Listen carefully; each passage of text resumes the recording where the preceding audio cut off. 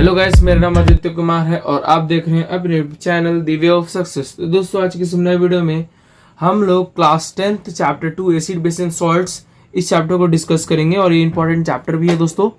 और इस चैप्टर में हम लोग इसका पार्ट 1 को डिस्कस करेंगे और इसमें एसिड और बेस के बारे में कुछ जानकारी हासिल करेंगे। और बाद में जैसे जैसे हम लोग चैप्टर में आगे बढ़ेंगे तो उसमें हम लोग सॉल्ट्स के बारे में कुछ जानेंगे। तो यहाँ पे स्टार्ट करते हैं और आप लोग थोड़ा ध्यान से सुनिएगा, है ना। आपको इजीली तब समझ में आएगा, है ना।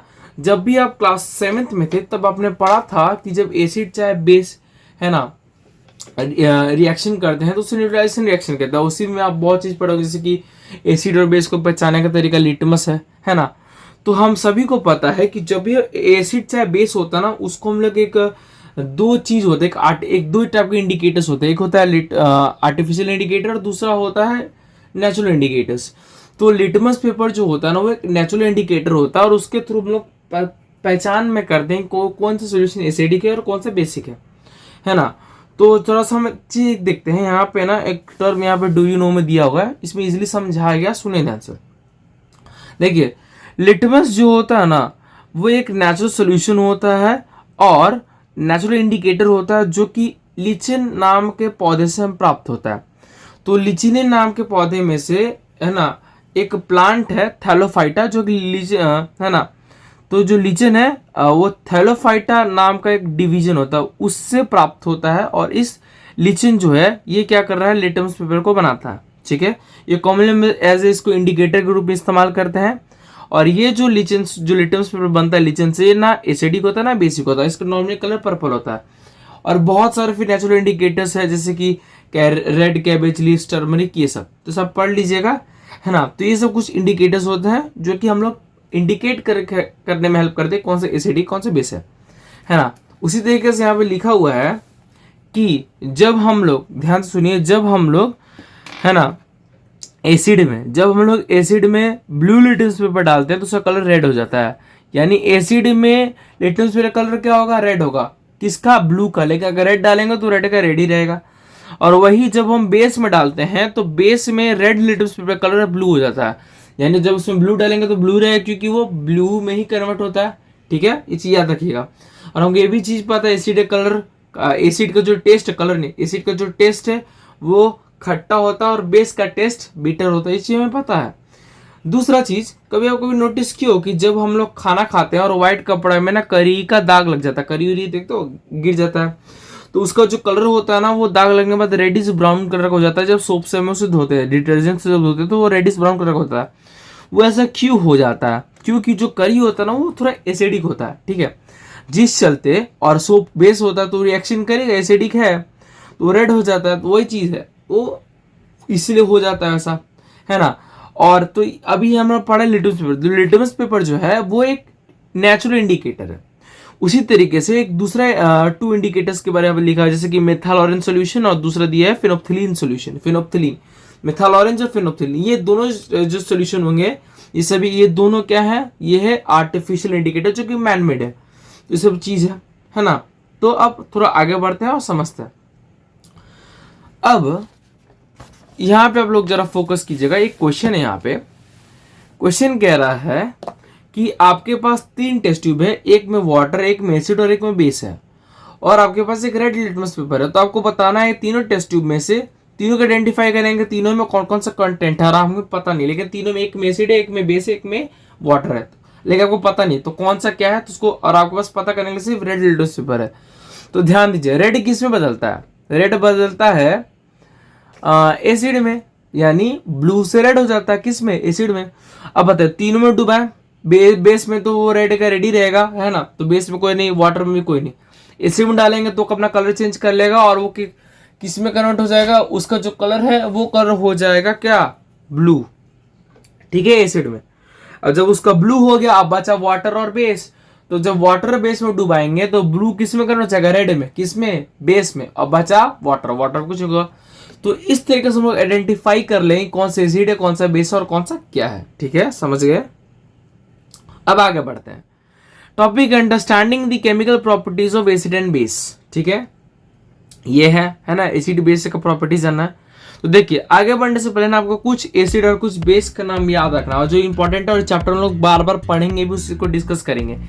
तो वही यहाँ पे दिया हुआ है, आप लोग को समझना पड़ेगा इसको, ठीक है। जैसे पहले कुछ इंडिकेटर्स के यहाँ पे दिया हुआ है दोस्तों, यहाँ पे ध्यान दीजिएगा आप लोग, नहीं तो तभी आपको समझ आएगा, नहीं तो नहीं आने वाला। जैसे कुछ यहाँ पे दिया, जैसे कि HCl हाइड्रोक्लोरिक एसिड, इसके केमिकल फॉर्मूला याद कर लीजिए।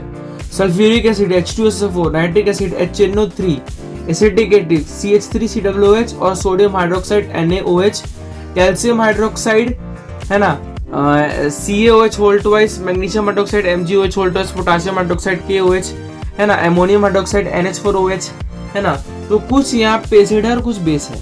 तो कॉमन HCl ये एसिड है, H2SO4 एसिड है, HNO3 एसिड है, CH3COOH एसिड है ना, हाइड्रोक्साइड जिसमें वो सब बेस है। तो देखिए एक चीज नोटिस कीजिएगा, अब हम लोग पहचाने कैसे कौन सा एसिड है कौन सा बेस है। देखिए ध्यान से, कोई भी एसिड चाहे कोई बेस है, उसमें ना वो अपना आयंस को सिक्रेट करता है। क्या किसको रिलीज करता है? आयंस को। और इन्हीं आयंस की हेल्प से हम लोग बता सकते हैं कौन सा एसिड है और कौन सा बेस है। जैसे जितने भी एसिड्स होते हैं ना वो H+ आयन को रिलीज करते हैं, ठीक है। जैसे कि ये H+ आयंस, और जितने भी बेस होते हैं वो OH आयंस को OH- आयन को वो रिलीज करते हैं। जैसे कि NaOH ये क्या है? OH हाइड्रोक्साइड जिसे कहते हैं हम लोग, है ना। दूसरा KOH ये क्या है ना, MgOH होल ट्वाइस ये क्या है, CaOH होल ट्वाइस ये क्या है, जिसमें OH नहीं कर रहा, तो OH- है ना, OH- यानी हाइड्रोक्साइड ये बेस होगा और H जिसमें होगा वो एसिड होगा। याद कीजिएगा ये जो है ये एक वीक एसिड है, और यहाँ पे जो अमोनियम हाइड्रोक्साइड है NH4OH ये एक वीक बेस है, ठीक है। इसको याद कर लीजिए। तो कह रहा है इस एक्टिविटी में कि जब हम एसिड और बेस को किसी आर्टिफिशियल सॉल्यूशन चाहे लिटमस पेपर से होकर गुजारते हैं तो उनमें क्या क्या बदलाव आता है, उस बदलाव को हमें देखना है। तो देखिए हमारे पास एक एसिड और बेस है, ठीक है। जब एसिड हम लोग रेड लिटमस पेपर डालेंगे तो कोई चेंज आएगा नहीं, क्योंकि एसिड रेड में ही कन्वर्ट होता है, तो नो चेंज। बेस ब्लू हो जाएगा, वही ब्लू लिटमस पेपर आएगा तो एसिड रेड हो जाएगा और base no change. Phenolphthalein solution में एसिड कलर कलरलेस, बेस का कलर पिंक, ठीक है। वही फिनोप्थिलीन मेथालोन सॉल्यूशन में एसिड कलर रेड और बेस का कलर येलो। आपको इसको याद कर लेना है, ठीक है, याद कर लीजिएगा, ठीक है। अब आगे बढ़ते हैं।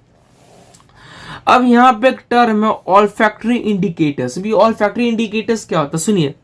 तो वैसे सब्सटेंस है, वैसे इंडिकेटर्स जो कि किसी भी एसिड चाहे बेस का जो बेस है उसको उनके स्मेल के द्वारा डिटेक्ट करके बता दे कि कौन सा एसिड है और कौन सा बेस है। जैसे कि वनीला, अनियन, वनीला, ठीक है, अनियन और क्लोव यानी लौंग, ठीक है। आपको बाकी सबका मतलब पता ही होगा। तो सुनिए, जो वेनिला, क्लोव और ऑनियन होता है ये सभी बता देते हैं कौन सा एसिड है कौन सा बेस है, उनके सुगंध से, उनके स्मेल से क्या चीज एसिड है और क्या चीज बेस है। और यहाँ पे जो वेनिला की बात हो रही है ओरिजिनल वाली वेनिला की बात हो रही है। जो हम लोग आइसक्रीम वाला वेनिला खाते हैं ना वो डुप्लीकेट होता है, ठीक है। असली वेनिला बहुत कॉस्टली होता है, ठीक है, वो ब्राउन कलर का होता है, वो व्हाइट कलर का नहीं होता, ठीक है। इसको जान लीजिए, हल्का फुल्का जाने का चीजें जान लीजिए, ठीक है। आगे बढ़ते हैं। और यहाँ पे लिखा हुआ है कि how do acid and base react with metals. Acid और बेस मेटल के साथ कैसे रिएक्शन करते हैं और क्यों कर पाते हैं और कैसे कर पाते हैं, है ना। अभी होता क्या, तो सुनिए, जब भी कोई एसिड चाहे बेस मेटल के साथ रिएक्शन करेगा ना तो वो सॉल्ट और प्लस हाइड्रोजन गैस को प्रोड्यूस करेगा। जो कोई चाहे एसिड रिएक्शन करे चाहे बेस रिएक्शन करे मेटल के साथ, तो क्या प्रोड्यूस करता है? Salt plus hydrogen.